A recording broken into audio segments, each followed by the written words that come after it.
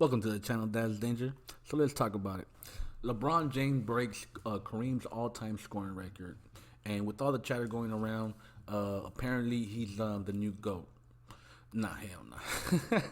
Hell fucking nah. Oh man. So to you, LeBron James, I'm not talking about his record. I'm not talking about his accolades. You know, since he was playing since he was 18. I'm not talking about none of that. But he would never be a Dan Marino.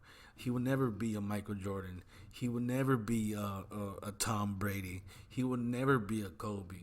And you know why? Because they don't give up. Here you got Bron just giving up. 5 minutes to go. 5 minutes to go, he's down by 32 points. And the sad part is that he's known to do that. And he's the GOAT. In your eyes, he's the GOAT. He's known to walk away from the game, and he's the GOAT. All right, so go ahead and YouTube greatest basketball comebacks of all time. Of not even all time.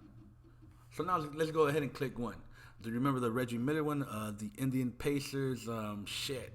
I don't remember who, but do you remember that one? So let's go ahead and click this one. And let's make it recent. So here we have the Dallas Mavericks and the Knicks. So they're initially down by 9 points with 105 seconds left in the clock, right? And LeBron and the Lakers were down 32 points with 5:40 something on the clock, right? So let's say this: in 3 minutes, they could, if Doncic could make, well, actually the Mavericks, if the Mavericks can make 9 points in 1 minute and 5 seconds, they probably made more because they had to make up the difference for the Knicks scoring.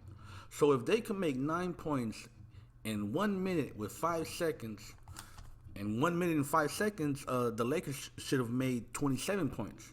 And to make up the difference, they would have probably surpassed the fucking their lead, and LeBron James would have had the fucking greatest, one of the greatest comebacks in NBA history.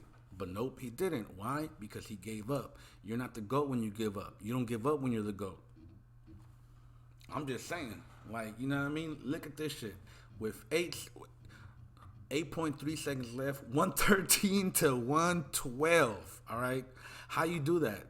How the fuck do you do that? Remember when Reggie Miller was going at it with I don't know who, and they just since that day, they just hated Reggie Miller. And look at I can't even pronounce his name. I hear it all the time, but when I have to read it, look, that's some gameplay. Oh, and let me tell you this: these guys were smart. If you actually replay replay this highlight, check out the Mavericks and how they played. They weren't excited. They knew that they only have a minute left, and the whole team joined together, and they didn't show up their energy. They had the energy to win. They had the energy to push forward, but they didn't show it, and that made the other team sleep.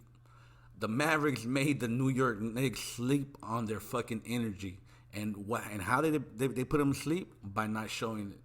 They kept it calm. They kept it cool. They kept it collective, and by overtime. And when overtime came around, they fucking won the game. No energy shown. They weren't quick to get the ball, quick to rebound. They didn't do none of that shit.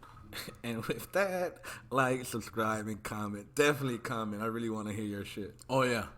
And why is Jordan the best? Because every single one of these players have a little bit in them. Whether they emulated Kobe, Vince Carter, Tracy McGrady, every one of those players emulated Jordan. And just do what these great players do. Just put their own sauce into it.